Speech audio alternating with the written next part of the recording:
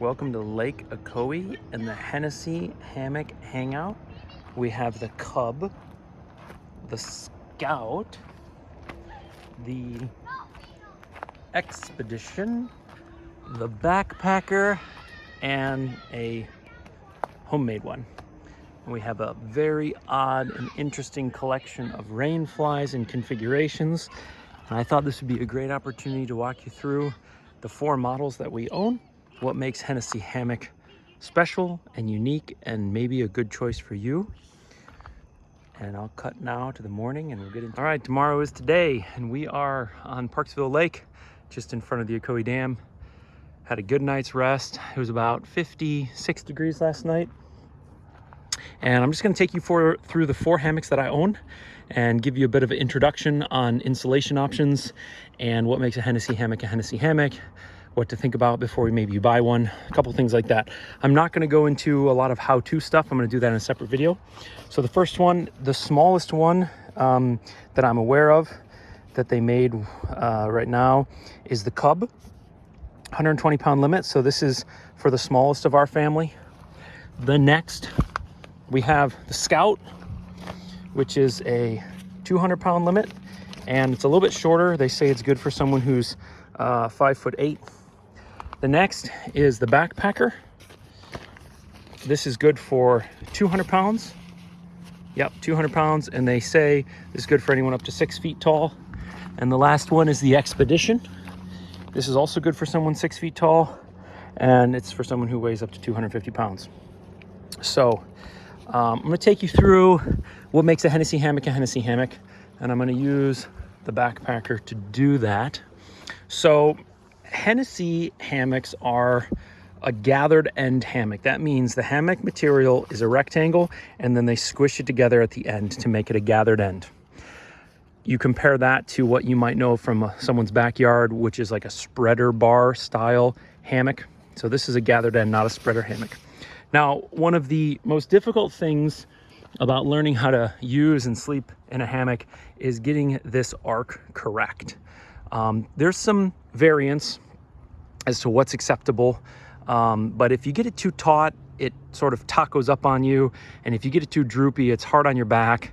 And if you're not dealing with a perfectly distanced set of trees, or you're not dealing with perfectly level ground, it can be kind of finicky to go back and forth and get it just right. And one of the main challenges of going from tent camping to hammock camping is being comfortable in the tent, or excuse me, in the hammock. And so one of the things that Hennessy Hammock has done, I would say it's kind of one of his claims to fame, is that he has integrated a ridge line. So this is what we call the suspension, the ropes that the hammock hangs from. And you'll see right here inside of the hammock, there is this rope. Now, this is not bearing your weight, but when you set this hammock up, you basically pull the hammock taut. And what you're pulling taut in that moment is not the hammock body, you're pulling taut the ridge line. And the ridge line is of the appropriate length so that when it is pulled tight, you get about the right droop for the hammock. Now, that can still vary if you are super far apart on the trees, but it gives you a really good baseline. And so as a newbie and as a beginner, you get a really good setup right from the very beginning.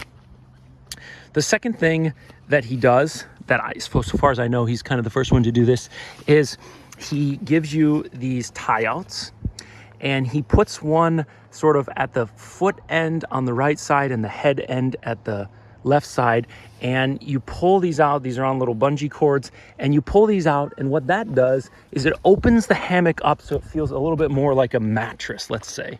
And so instead of hanging your hammock and everything just being real kind of narrow and squished, and you get inside and it closes in around you, it kind of opens up and flattens out the space so that this one I actually didn't do a very good job, but it kind of opens up the space and makes it flat and more inviting and easier to see and easier to organize. The next thing that they do is they integrate, aside from, I think, their leaf lounger model, they integrate mosquito netting. Now, one of Hennessy Hammock's first claims to fame was that instead of having a zipper to get in and out, this, there was no zipper. This netting was permanently affixed to the hammock, and there was no way to get in from the top. The only way to get in was that there was a slit here, and he still sells these. It's called the classic, or the bottom entry compared to the zippered. There was a 12 or 18-inch slit here that when there was no weight in the hammock, it was very easy to spread and get inside. And it's kind of like reverse coming out of the womb. And then when you got inside and you put weight on it, it would sort of snap that closed, and there was also Velcro to help it stay closed. Now, I owned 2 of these. I slept about 20 nights in a bottom entry Hennessy hammock, the backpacker model, also 8 nights in Alaska, and it just wasn't for me. I didn't like having to crouch down real low and get in. I didn't like that as I was getting in, stuff kind of wanted to fall out. I didn't like that the mosquito netting was permanent and I couldn't pull it back, and so it wasn't my preference. As an engineer, as someone who likes and appreciates good designs, I have and had all kinds of admiration for it. It was a really brilliant idea. And so if you want to save a little bit of weight and reduce the complexity of zippers, and if you want that, then go for it. It's a really awesome thing, but I prefer the zippered entry. So basically there's zippers that go all the way up to the top here and all the way to the top here like that. Sorry for the filming. Let me do this real quick. And now this can be pulled back, and he gives you a little he gives you a D-ring or an O-ring here and an O-ring here, and I substituted this green one so that I could differentiate it from the other one that's used for other things. Oops, I know the filming is disastrous. I'm sorry, I don't have an editor yet.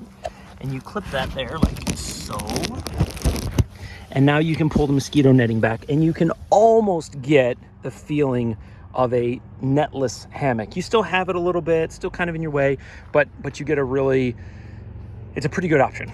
Okay. The other thing about a Hennessy hammock is you always sleep with your head to the left and your feet to the right.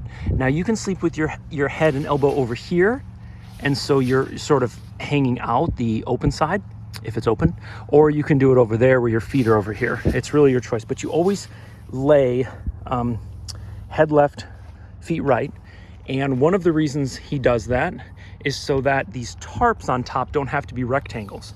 They can basically be diamonds, and you can save some weight on the tarp because he knows which way you're going to be laying. And these tie-outs also sort of almost force and encourage you to lay in that way.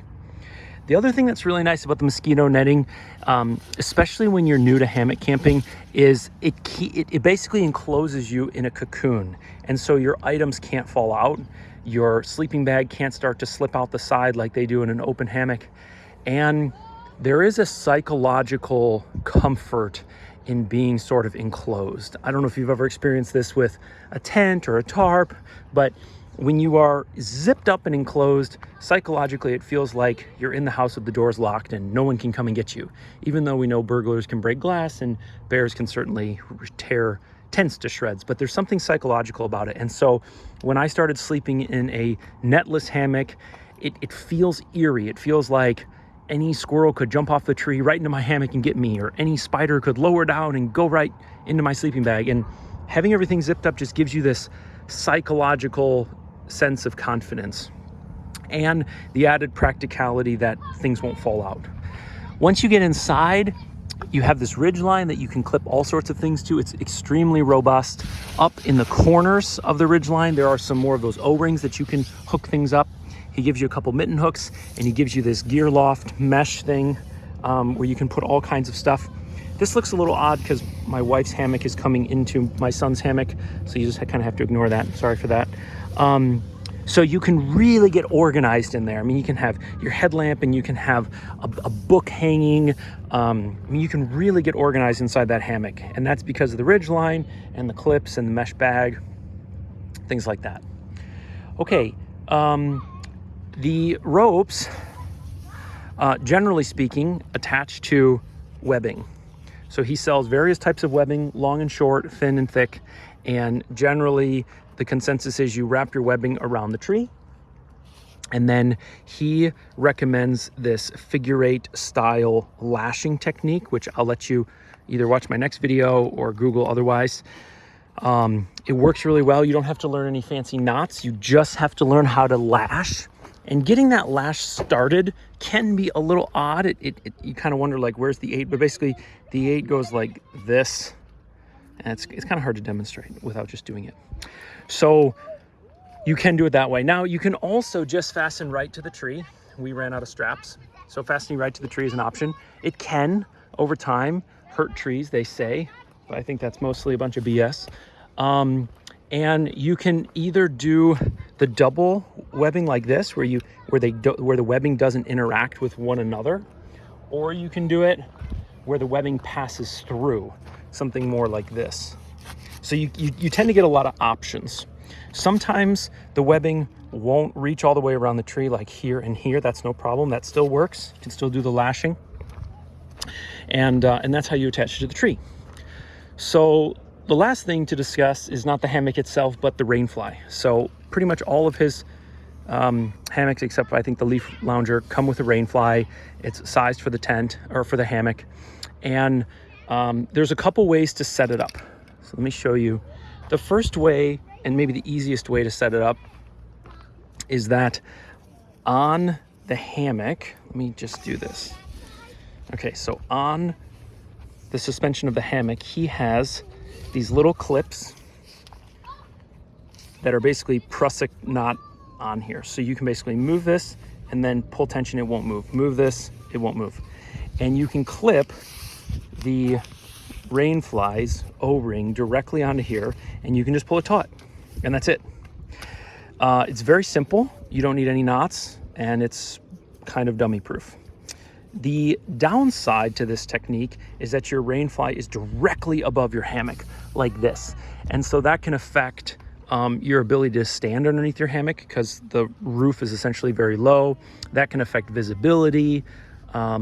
In super humid climates, it can almost create like what they call like a micro climate inside, where it's a little bit more humid because all of your hot exhausted air from your breath can't really get up and out, especially if you pull these really tight down. I left these quite open so that we could see the view of the lake. So you can see my wife's I actually tied to those branches out there, but very often you'll pull them very tightly tucked down. I barely even have an example of that, but yeah, something like this. And it can almost, the rainfly can almost touch this. And so that may be one reason why you want to separate the rainfly from the hammock and not use a method like this. And that's exactly why he gives you additional rope, and you can just tie that to the tree, completely independent from the hammock. They don't have to be touching. They don't have to have any contact at all. One thing to keep in mind is you'll know which part of the rainfly is supposed to run along the length of the hammock because you'll see this stitching. I once made the mistake of hooking this and that to the tree, and then the whole thing wouldn't lay right. And it was then that I realized that I had done it backward. And that's actually why I changed this cord to green. So I know that the black goes to the tree like this. I changed mine out for 275 paracord. Black goes to the tree and green goes to the ground, and this is reflective so that you're less likely to trip on it. So regardless of how you attach the hammock, either to the suspension, the rainfly, the suspension of the hammock, or independently to the tree, you then have to basically tie these out. And you can tie these out to the same location that you tie out your hammock. That works. I've done that many, many times. Or you can tie it up higher. Sometimes there's nothing to tie to get the right angle. So you have to use a stake, or you have to put like a rope between two trees and then tie to the middle of that.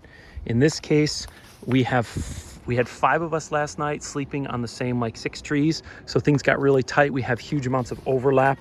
So like this rainfly is actually tied to this rainfly. So you can get creative. And that's one of the things I really appreciate about the Hennessy hammocks is there are enough little hacks and tricks and clips built into the hammocks to let you to help you as a newbie, but then there's enough versatility built into it that you don't have to use those things, and you can get really creative if you're good with knots, or even if you're not good with knots, you can learn that. Okay, the last two things I want to show is for insulation. So I prefer a hammock over tent camping pretty much all the time, unless I'm above the tree line, obviously, or when it's like 20 degrees. I have camped in negative 17 Fahrenheit in a tent, and I've camped in 30 degrees Fahrenheit with a hammock. And the main downside to sleeping in a hammock when it's cold is that if you have a sleeping bag inside of the hammock and you lay on it, you squish the insulation down to almost nothing. And so there's a very, very, very small amount of material between the wind and the breeze underneath the hammock and your back. And so you can lose tons of heat through your back, even though your stomach and the top of your legs will be toasty warm. And so the classic solution to this is to have what's called an underquilt. Basically imagine a sleeping bag hanging underneath your hammock so that you can't crush the insulation, and then you use a top quilt, which is basically a sleeping bag that you put on top of you in the hammock. So you basically have insulation above and below, a top quilt and an underquilt. Hennessy Hammock has a couple different approaches. One of them is a pad that goes inside. That's also an approach that a lot of people take. They just take a foam pad in the hammock with them. He takes that kind of to the next level. My son was in here and moved things around a little bit. But so this is a Hennessy hammock pad. This is called the double bubble or something like that. So it's a thin foam pad, probably only 1/8 of an inch. It's foiled on both sides to reflect heat back at you. And it has some grommets that hook into these clips so that it stays in the hammock kind of where it's supposed to. Now, I don't think these work awesome, but they work better than throwing just a normal pad in here. It doesn't move around as much. It's also contoured to the shape of the hammock, so there's a little bit less waste. And this works good. My criticism of it is that I tend personally to get a lot of condensation between myself and that foiled side. And I don't know if that's just my anatomy or if that's my human environment, but I tend to get some condensation in there because basically your skin can't breathe because there's this aluminum foil right next to your skin. The other thing is it's pretty bulky and it's relatively heavy. The second option for insulation that he sells is called the Super Shelter. It comes in this compression sack, and the Super Shelter is what I have on my wife's today. So you have what's called the undercover.